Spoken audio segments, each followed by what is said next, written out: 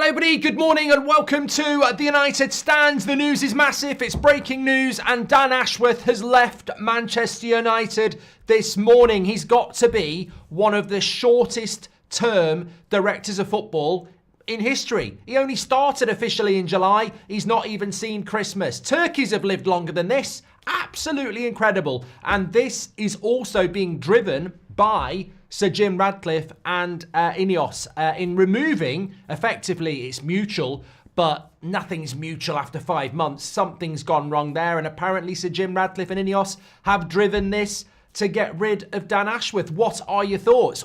However you look at this, and I've got to be honest, my take's probably different to everybody else's, but however you look at this, it's another bump in the road for Manchester United. They spent heavily in the summer and gave Erik ten Hag a new contract. They sacked him. They brought Amorim in, and Man United have had a bad start. And now the director of football that they spent most of this year trying to get, remember, end of January, we're taking Dan Ashworth from Newcastle, and then he starts in July and he's gone in December. It's embarrassing. I tell you what, all that resonates with me is that, I think it was Simon Jordan said it, what is Ineos's footprint in football? People at United are getting all very excited, but look at what went on at Nice. What is their imprint in football? It's chaos. They sacked a lot of managers and they weren't particularly successful. This is embarrassing. What they did with Ten Hag was embarrassing, but I agree with it. Give him a chance. He's won the FA Cup, but they got rid of him. But Dan Ashworth is embarrassing because this, to me, is a joke in the sense that you brought a guy in that you took out of Newcastle, you caused a massive upheaval at Newcastle, a massive, long, protracted court case with Newcastle. You get him in, and then he's gone in 5 months. And it just looks bad on Ineos, and it looks bad on Dan Ashworth, and it also sends us into a January transfer window without a director of football, and also into a summer transfer window without a director of football. And, you know, I think that when you've changed your manager and you've changed your director of football already, and you've not even been here a year, you're sort of getting a reputation as volatile. You're sort of getting a reputation as, you know, Todd Bowley FC, where it's just change, change, change. And we're never going to change if we're not consistent. The flip side to that is I never really was massively into Dan Ashworth anyway. There was just warning signs we've discussed before. But we'll talk about that in a moment because this is the news and this is how it reads. Manchester United have parted ways with Dan Ashworth. He's left his role at Man United after just 5 months. Ashworth obviously officially joined in July after a long departure, but his departure was agreed in a meeting with Chief Executive Omar Barada at Old Trafford after United's Premier League game last night, which actually fits in with what a lot of people were talking about last night, saying that Dan Ashworth left quite quickly without any acknowledging the media, and I was just like, oh, maybe he's in a bad mood. Obviously, that had relevance. So Jim Ratcliffe has been pivotal to the call to part ways in a move that will stern staff at United, given Ashworth's prominence in trying to reshape the club. Multiple sources speaking anonymously, like others in the story, to protect relationships, say United instigated, this is all coming in from the New York Times actually, and David Ornstein. The club say the final agreement to end Ashworth's contract was mutual. However, multiple sources say United instigated the separation. The new Radcliffe-led hierarchy, overseen by Sir David Brailsford, placed Ashworth in overall charge, but have decided enough is enough. So, I mean, look, I sort of find myself like, if you're going to make changes, but look, my take on this is, Dan Ashworth always worried me. The Brighton project wasn't really his. England was very Southgate-centric. And I'm not overly convinced about Branthwaite, who is definitely somebody that Ashworth was pushing. My personal take on this, in the absence of any information, is that Ruben Amorim has come in and there was a good relationship between Ashworth and Ten Hag, and that there isn't a good relationship between Amorim and Ashworth. And I said this about 3 months ago, and look, there are certain aggregators on social media out there who talk about, you know, walking in like a boss, United mean business, because basically they've got their head rimming the Ineos, structure. And the reality is, I think the better way to be is to go, there is no, just because Eric Ten Hag gets sacked doesn't mean that Wilcox, Ashworth, Berardi won't get sacked. Why would you sack Ten Hag, the manager, and not sack a director of football or a technical director if they're not doing the job you want? I said this a few months ago. I mean, we could be in a position, I got it wrong. I said we could be in a position where next summer, after a year, they decide that it's not working with Ashworth or it's not working with Wilcox. They don't know these people. Ashworth's come from Newcastle. Wilcox has come from Southampton. Berardi's come from Man City. Favel's come from Europe. Like, the only people they know are Brailsford and Blanc. They've not worked with anybody else. So, in a way, I'm not surprised this morning that Ashworth's gone, because there's no relationship. They haven't spent Christmas together. They just saw a director of football at Newcastle that they liked. And obviously, it doesn't work. So in a way, I'm sort of like, I'll acknowledge it and say, I sort of understand that if it's not working out, it's better to make a change quickly. But it's bad recruitment. And we can't afford to do this with players. It's the same thing we do with players. Overpay for a player, give him stupid wages and a contract, and then they don't fit because they've got the wrong character. We can't afford these mistakes. We're 13th in the league. We've not been near a title in 10 years. We can't afford to keep making these expensive mistakes. And it is an expensive mistake. He cost us a lot of money. To get him out of Newcastle, he cost us a lot of money. There'll be a lot of money in his contract to leave Man United as well. It's embarrassing, but on the other hand, if it's not working out, I suppose you move them on. But look, to me, that it can't be a coincidence that Amorim comes in and Ashworth goes out after a few weeks. And I wonder if there is a few conversations that have taken place between Amorim and Ashworth where it's just not worked out. And I would predict things like, look, for example, Ashworth saying, I think we should buy Branthwaite, and Amorim saying, I don't want Branthwaite, I want Iheanacho from here or whatever. And I think on those terms,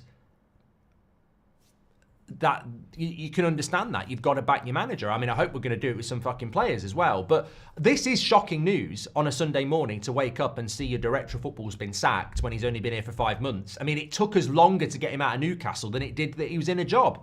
It was the end of January when we were getting Ashworth. He didn't start till July. So he spent more time on gardening leave than he did at Man United, which is just incredible. Where we go from here, look, many people are talking about Ralf Rangnick. I would fucking love Ralf Rangnick back as director of football, doing the job he should have done at Manchester United. I would love that. But I agree with Brett. I bet this is over incoming transfers.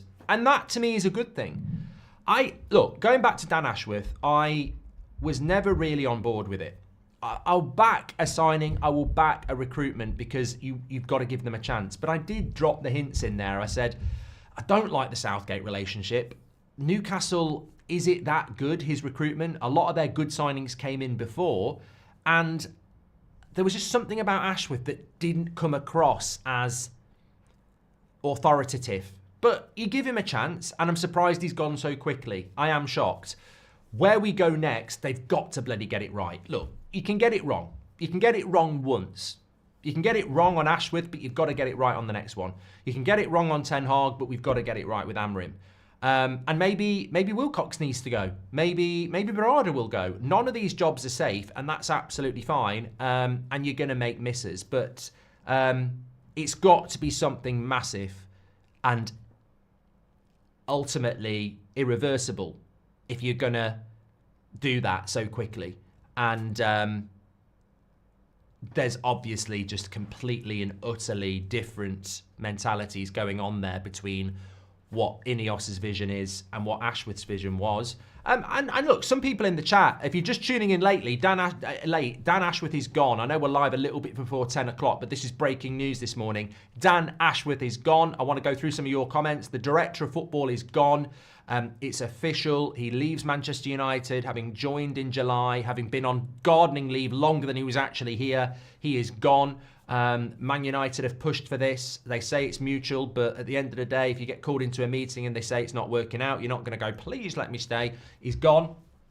Ineos don't know what they're doing, says Jeff. I mean, that has to be a concern, but I suppose you've also got to balance it fairly and say they've made a mistake.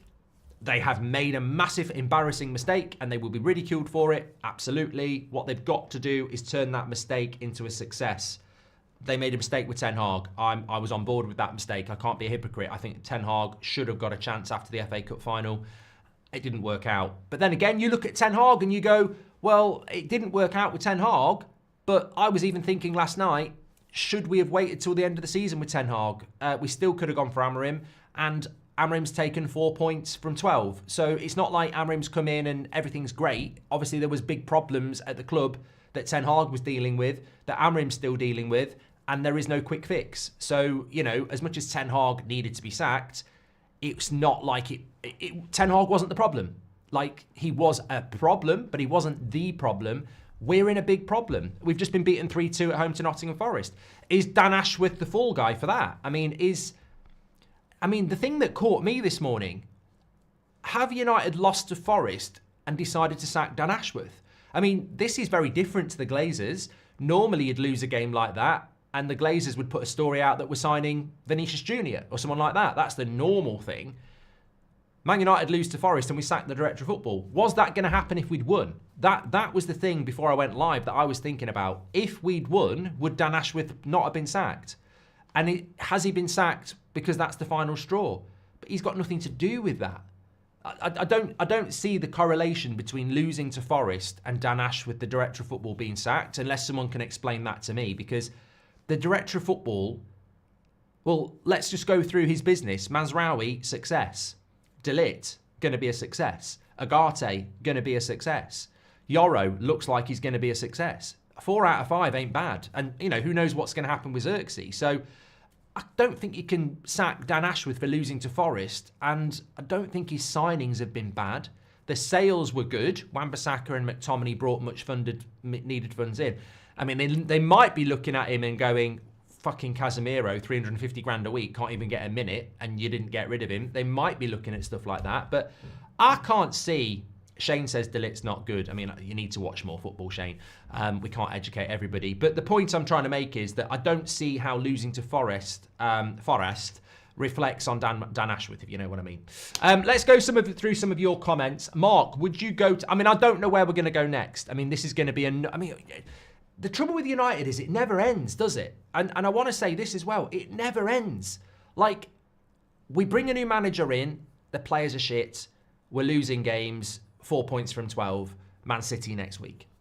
We then sack our director of football. You know, the new manager's not even settled, and we're sacking the director of football. So now we've got to get a director of football in. We've got the January transfer window coming up. You've got the summer transfer window coming up. I mean, to be honest with you, the January transfer window, let's see what happens. But for the summer transfer window, you've got not long to get somebody in and do that. I mean, maybe some people are saying in the chat, maybe Favell will step up and be the director of football. I don't know. It could be him. But I don't know. I don't know where we go next. Mitch says it doesn't make sense. There might be another side to this story. I don't know. But yeah, it's a weird one. And I don't know that there's going to be a director of football out there in a job that we can go and get. It's going to cost you money. So I would say it might be an internal thing. Darren Fletcher. Yeah, it could be. Maybe he wanted to go to another club, says Lewis. I think this has been driven by Ineos, mate. I don't think it's been driven by Dan Ashworth. Dan is too British-centric. Omar isn't. I saw this coming a mile away, says Plug Scope. And I agree with that. I mean, I understand that we might have to buy homegrown because we're short on homegrown players. But obviously, we are going to get better value / better players outside of Britain. I don't know if it's been said, but we have a January transfer window in 24 days. Amorim's first window is screwed if this isn't sorted, says Rahul. Ashworth is sporting director role at Arsenal, says Wayne. I don't think so.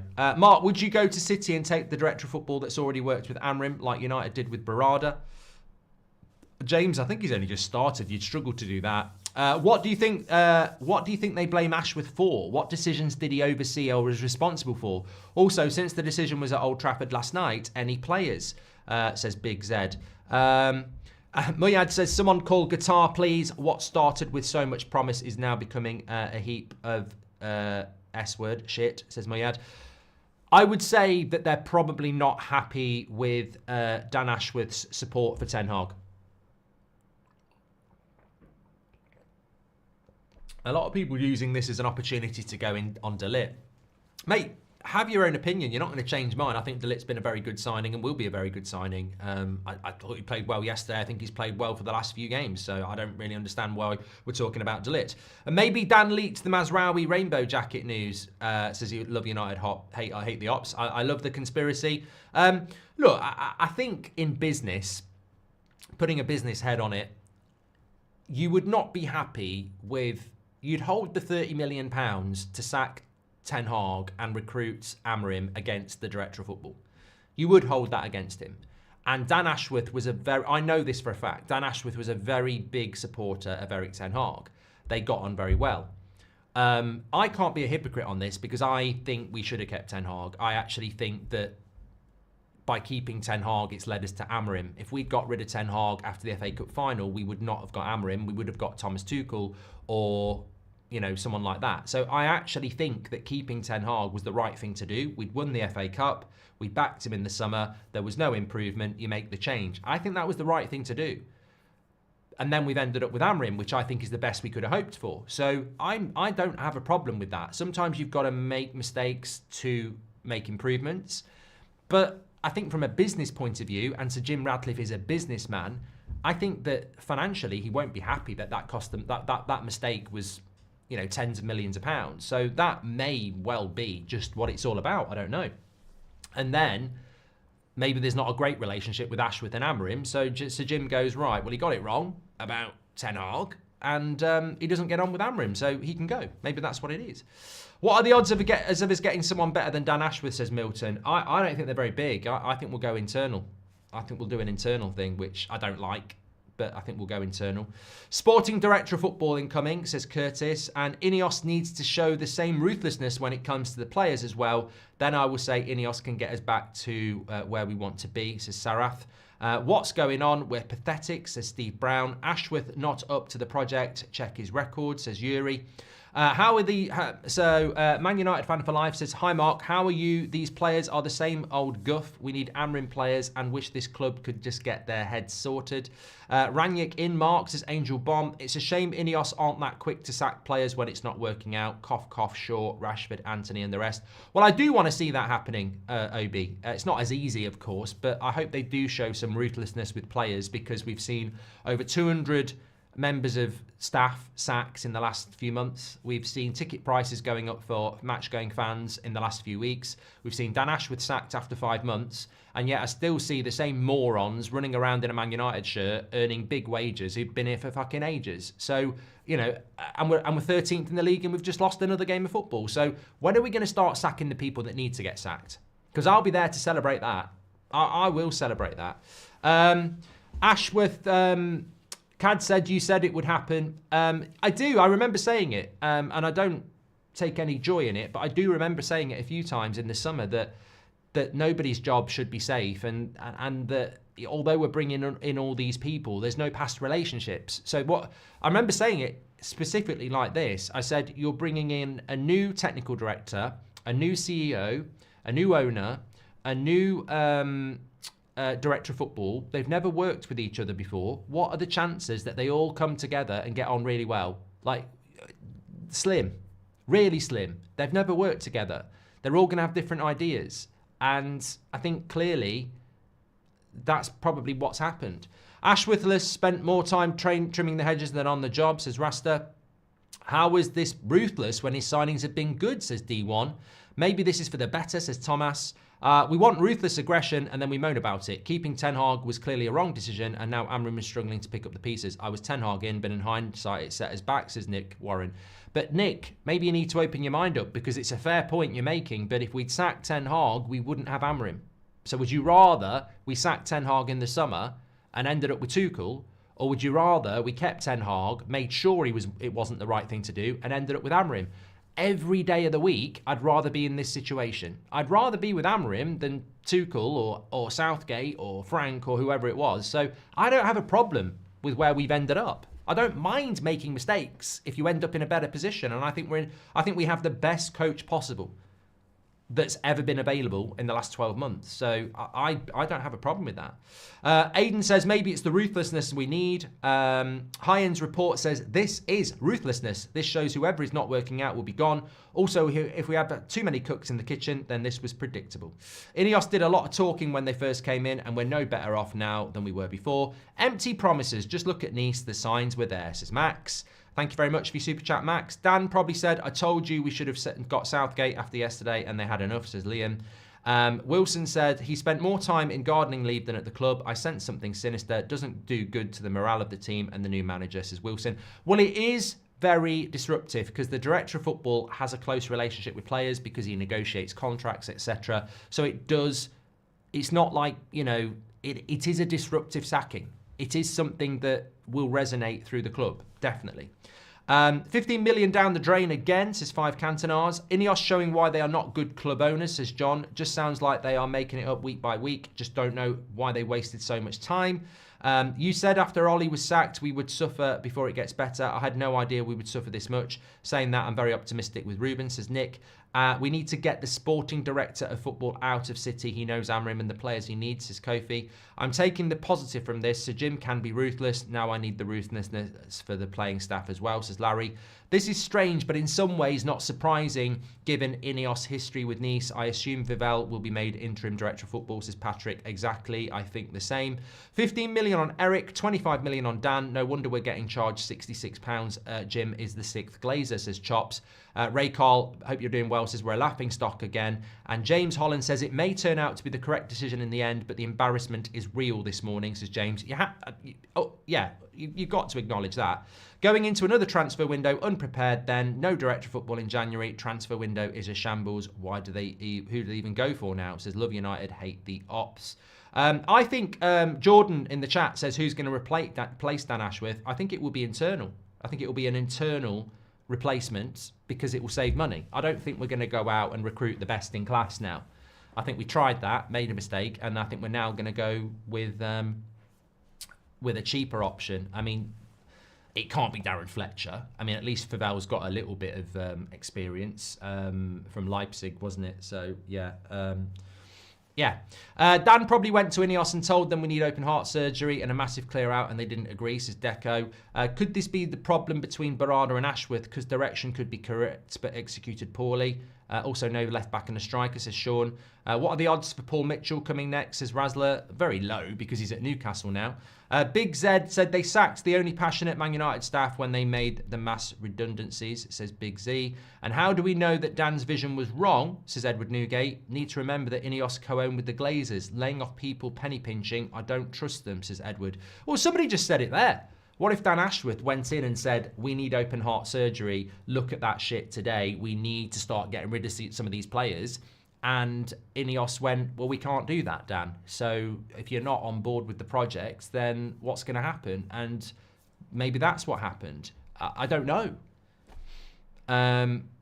Feels like, Ineos and the players have already written off the season. Same old shit. This is why we need a full takeover, says Sam. Maybe he was the one saying stick with Rashford, says Curtis. Let's hire Ralph Rangnick, says Mr. Puri. And this ownership isn't looking promising after all, says Dale.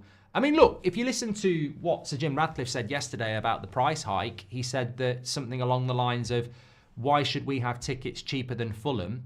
Sometimes you've got to make unpopular decisions. So that's the answer to the match-going fan who's got the price going up. Why should we have cheaper tickets than Fulham? And, we've got to make difficult decisions. And I look at that and I sort of go, we should have cheaper tickets from Fulham. They can only get 10,000 in. We can get 75,000 in. We've got a bigger stadium. Why can we not have concessions for our fans? Like, that doesn't make any sense. What you're basically saying is, let's charge the same as Fulham to 75,000 fans and make a load more money.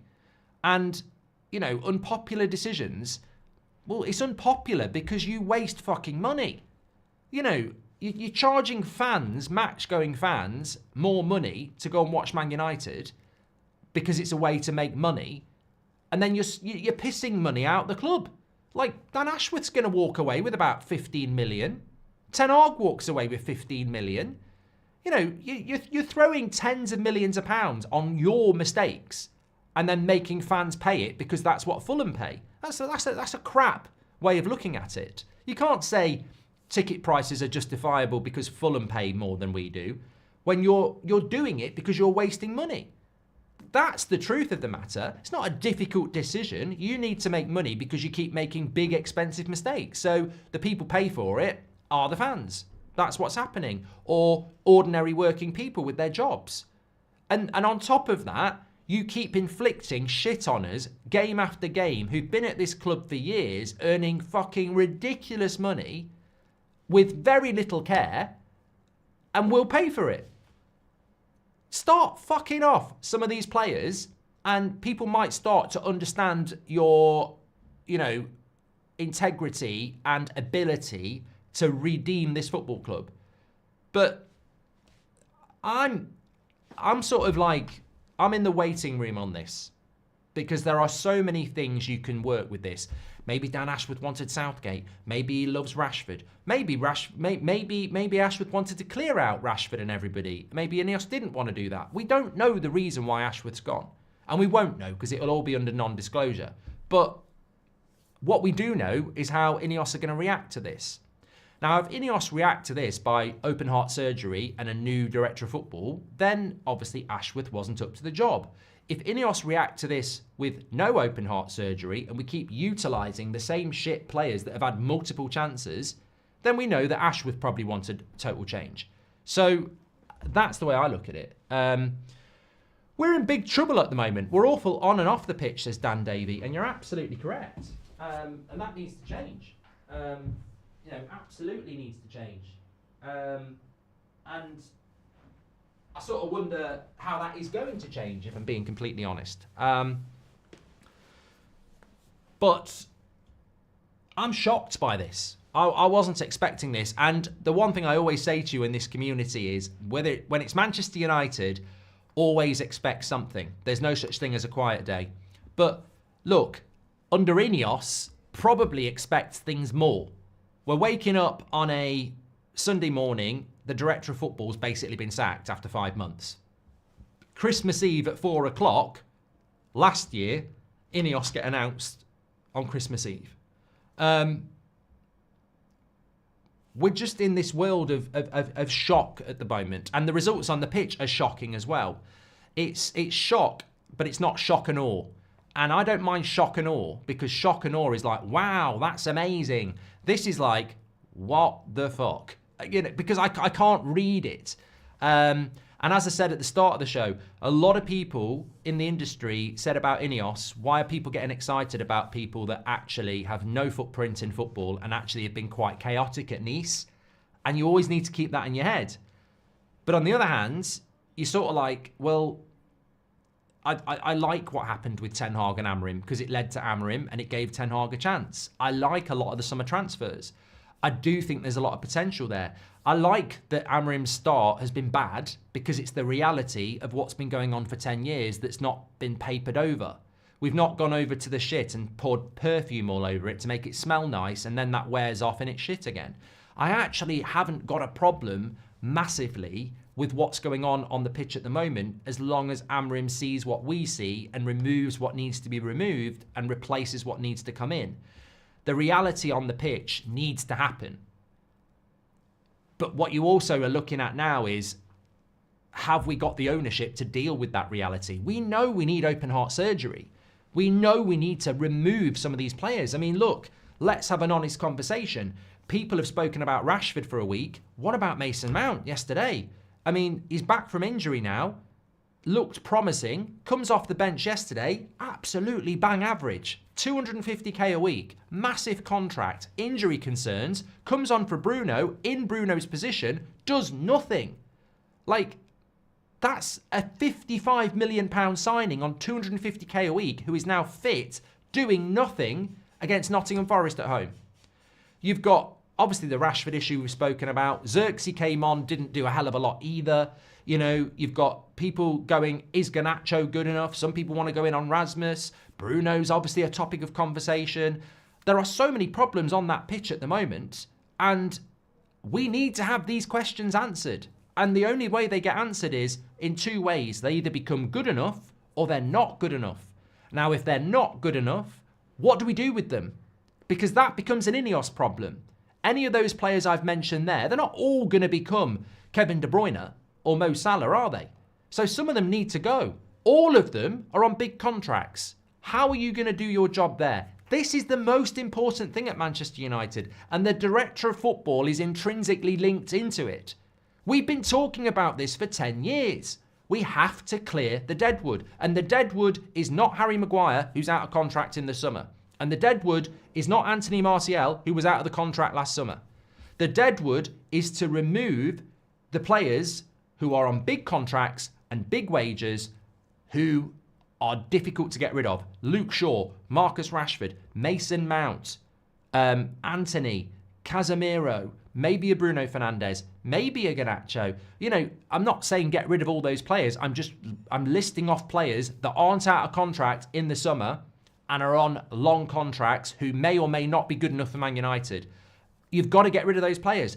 This is on Ineos. So I look at Amrim, he has my full support because the job is difficult. And his job just got difficult this morning. You've just removed his director of football. So you've just made Amrim's job even more hard. We know the players. We know the problems with the players. We know we've got a new manager in and we know we've got to back him. You know what? All they've done by sacking Ashworth is put eyes dead centre on Ineos. They now have to deliver. And the number one thing I think, and maybe some of you think, they need to start getting rid of these players that are jokers. You can be ruthless with ticket prices. You can be ruthless sacking ordinary people who've been working at the club for years. And you can be ruthless sacking a director of football. But when are you going to remove the deadwood? Because we're not going to stop seeing results like yesterday if you keep polishing the turds. We need to see removal of players who are on longer contracts, who aren't good enough for this football club. They need freezing out. I still believe Amrim told Jim Dan's targets are shit and Dan's ego wouldn't back down, says Martin Saunders. And if that's the case, then that's the case. But we need to find out now. I'm going to take, as I say, I'm going to sit in the waiting room on this. People can go one way or the other. You can say it's embarrassing and Ineos are going to be a load of shit, or you can say Ineos are ruthless. I'm going to sit here and do what I did in the summer. When we got Dan Ashworth in the summer and Barada in the summer and Wilcox in the summer, there were certain people out there saying, Ineos mean business. And I was like, do they though? These people have never worked together before. One of them could get sacked in the next 6 months. I didn't say 6, I said 12. One of them could get sacked in the next year because they don't work well together. Well, one of them's been sacked. So I'm just going to see what happens here, because there is a chance that Dan Ashworth wanted open heart surgery and Ineos didn't. There is also a chance that Dan Ashworth wanted to buy shit players and Ineos didn't. So let's find out the truth. Because if we go and make a load of good signings in the summer, it doesn't reflect well on Ashworth, does it? If we don't go and make hardly any signings in the summer, it doesn't reflect well on Ineos. Rash R says, if the club spent all this effort to get Ashworth just to get rid of him, what's that to say they would do the same to Amrim if things don't go well? And this is a good point by Rash. It doesn't always make them. No, I'm joking. It is a good point. If you can spend 6 months getting somebody out of Newcastle and then sacking them after 5 months, what does that bode well for Amrim? I mean, the video I was going to do this morning, which I might have to do at around 2 o'clock instead, I don't normally do it on a Sunday, was about the little trickle towards Amrim that started last night from certain pundits, and we'll talk about that later. So, you know, Amrim won't be safe forever. It will be next to impossible to move these players on, says Steve Brown. It's going to be another contract rundown for Shaw, Rashford, Casemiro, Anthony. What can we do, says Steve? Don't pick them. If you want me to tell you how to get rid of Luke Shaw or Casemiro or Anthony or Rashford, don't pick them. Don't pick them at all. Don't use them. You're paying their wage anyway. Don't pick them. And they will then become lazy mercenaries who don't want to play football, or they will become people who want to get out. That's the way to get rid of them. It's what Barcelona have done in the past. It's what Real Madrid did. You know, that's what you do. You're paying their wage anyway. Stop trying to fit them into a vision that they're not going to fit into. Just don't pick them. Force them out. Aya, welcome to the Members Club. Thank you very much for getting your bag in. Break the bank for Rangnick, says Harvey Specter. I don't think Rangnick will be very expensive. He nearly went to Bayern Munich. He's our Austria manager, so I don't think Rangnick would be very expensive. But look, Rangnick's not going to happen because Rangnick is a very forthright opinion, and if you drop him into that scenario, is he going to get on with Barada? Is he going to get with Amrim? We had our chance with Rangnick and we blew it. I would love Rangnick to come into United, but what are the chances that he would work well at United? Obviously, he's part of the RB group, so he probably has a crossover with Vivel, but how would that work with Amrim? I don't think we would do that. I'd like it, but it's a dream. I think this project will be longer than we think, and we will buy a lot of young players, and the Deadwood would be phased out, says Tumbleweed. He's paying the price for Bruno's new contract, says Stuart. That's a take. That's a take, Stuart. Virtual handshake. That could be a take. We talk about Ten Hag. I think keeping Ten Hag was the right thing because it led to Amrim. The Bruno contract, those sort of decisions might be something that you want to look at because that was an increase in wages for a player that wasn't playing well, and you sort of look at it and go, why did we do that? Because it's very obvious that Bruno Fernandes and his agent played United. He already had 250 grand a week. He already had 3 years left on his contract, and we extended it and increased his wage. Why? Why? We did get mugged off there. I don't blame Bruno for it, but he did sort of get us over a barrel. Glazers don't want to approve big losses. They never have. Maybe that's why he's leaving, says Tom. Starting to feel a little Todd Bowley-esque. Chelsea starting to look decent. Gives Sir Jim time, says Andrew Lloyd. Well, it's worked out at Chelsea because basically you just keep changing it and changing it and changing it and changing it. Chaotic, chaotic, chaotic till it works. The trouble with that is it doesn't always work. He's joining Arsenal, says Zayn. Fivel's from Leipzig. I don't know what he's been. I don't know that he's a big upgrade from Dan, says Milton. Awful on and off the pitch, says Dan. And Dan's garden services back in business, 20% off, says Gavin. It's a good distraction from the Forest loss, says Angel Bomb. I don't think anything's going to distract from what's going on the pitch, mate. We've got Man City next Sunday, so it's not like the results on the pitch are about to get loads better, I don't think. We're going to get beat by Man City. I mean, that's inevitable, I think. Stinks. Ashworth probably wasn't a yes man, says Matthew. Begerstein is leaving City at the end of the season. Omar bringing the band to the red side, says Larry. Leo says, Amrim talked to West Ham behind Sporting's back last season, so we might have been able to get him in the summer if we'd sacked Ten Hag, says Leo. Sack Casemiro, Eriksen, Rashford and Mount and Bruno, says Macrand. And Dan probably went to Ineos and told them we need open heart surgery. Yeah, we've done that one. Thank you very much. Let's just have a look if there's anything else coming in here. Just generally quite surprised, as I say. But ultimately,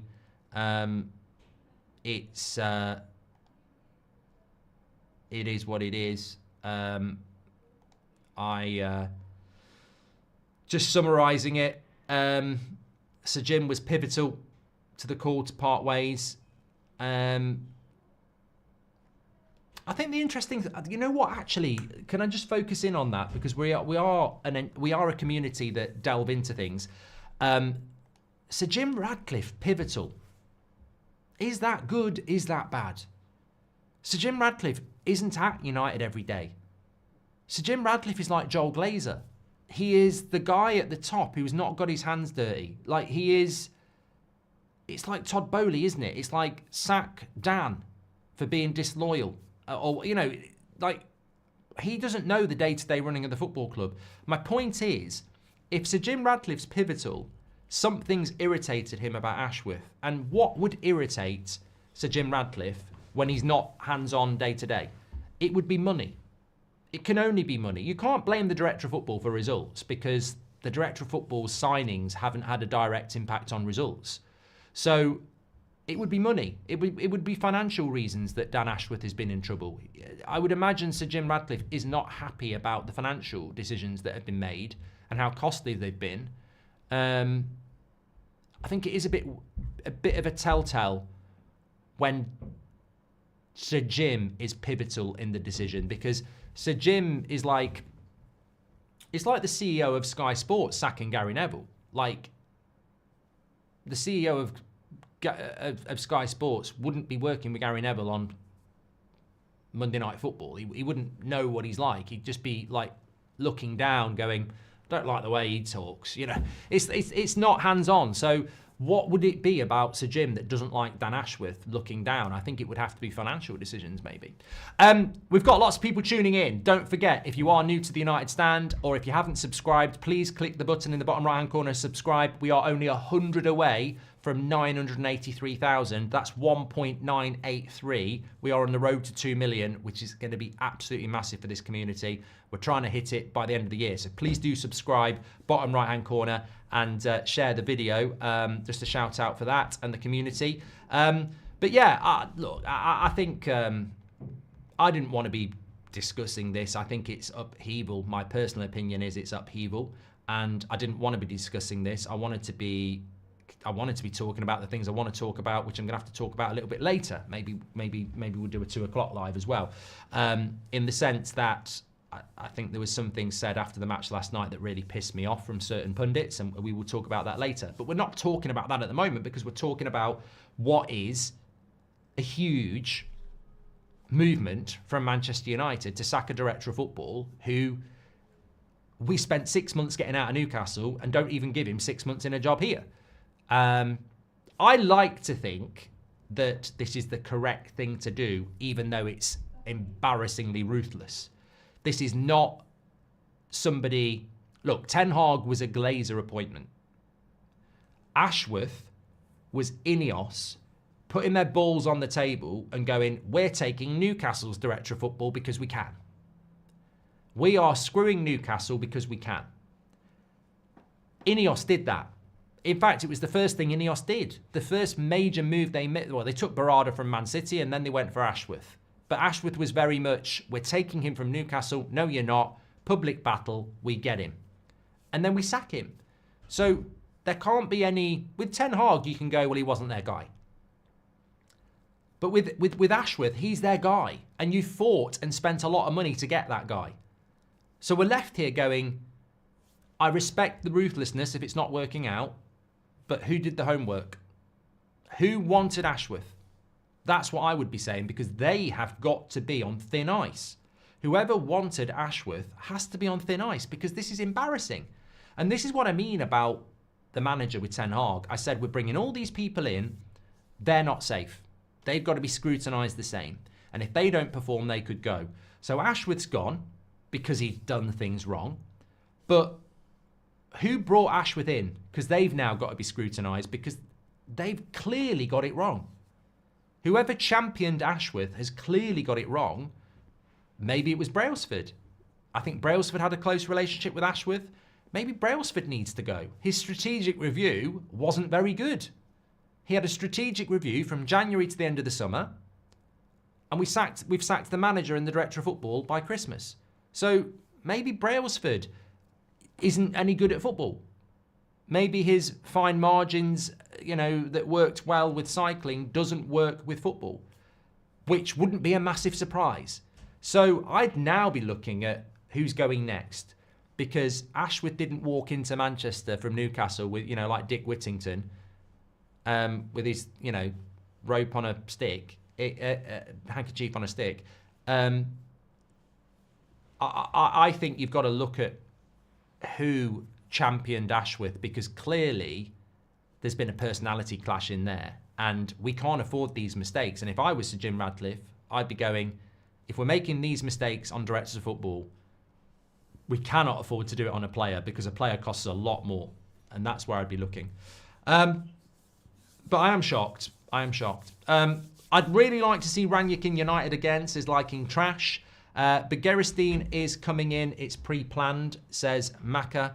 And Mark, you might have missed my other super chat, says Hugh Ladd. Ashworth had fallen out with Eddie Howe and might have fallen out with Amrim, and Ineos want him to be happy. Yeah, that could be it. And if it is that simple, then you've got to make the change. But it's still an expensive mistake, of course, and it's still a mistake that we're going to feel the ructions of for quite a while as we try to move on. But I suppose that look, we've spoken about it a lot. I suppose the next thing to say is what happens next. And I sort of look at it and go, well, you know, what happens next is Manchester United need to make a statement quickly. If that statement is going to be, we are recruiting another director of football, then the next director of football needs to be bloody good. I personally think they'll go internally. But they need somebody that's in tune with Amrim. I don't mind this.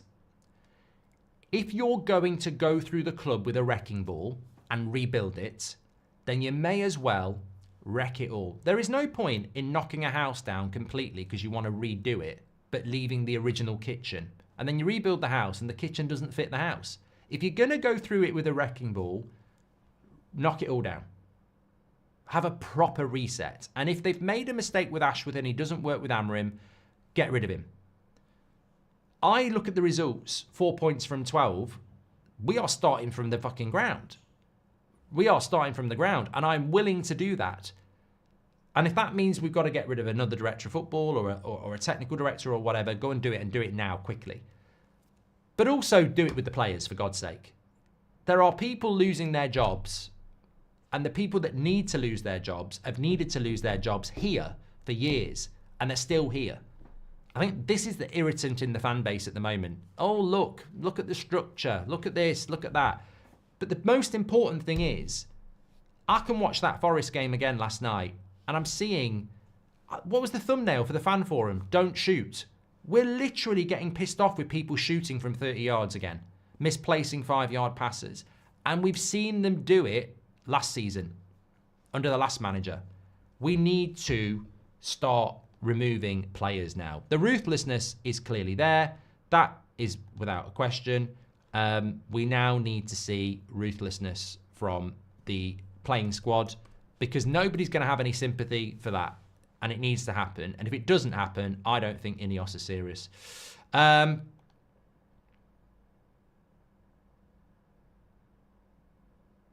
Fabrizio Romano said that Dan Ashworth left his role at Manchester United after 5 months. It's over with the sporting director.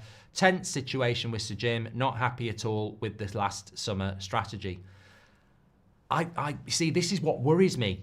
And I don't care if I'm one voice singing in the darkness or we're all singing together. I have got no problem with the summer strategy at all. Lenny Yoro, very good signing, very impressive. Xerxes, let's wait and see, but that's because we couldn't get Sesko. Dilit, Mazraoui, brilliant. Really happy with those signings. Agate, really happy. So I like that. We didn't get a left back. The Bruno contract was a little bit dodgy.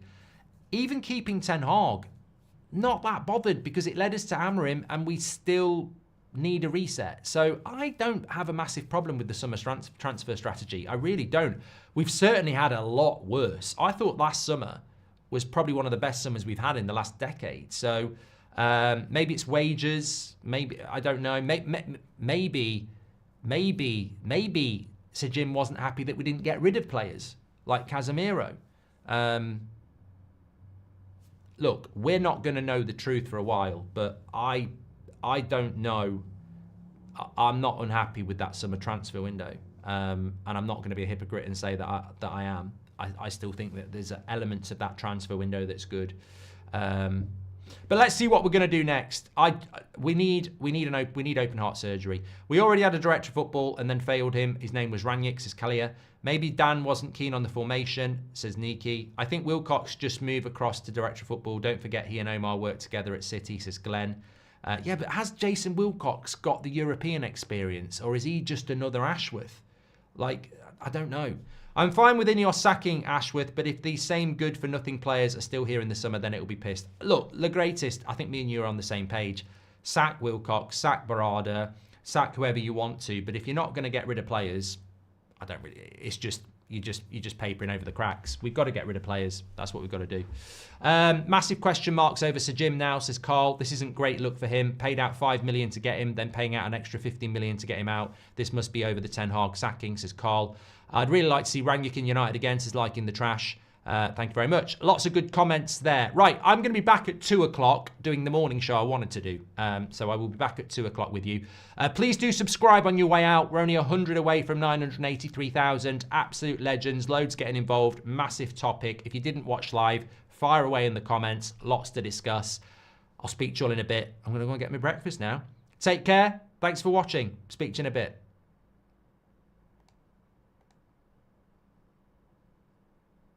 This club. Bloody hell.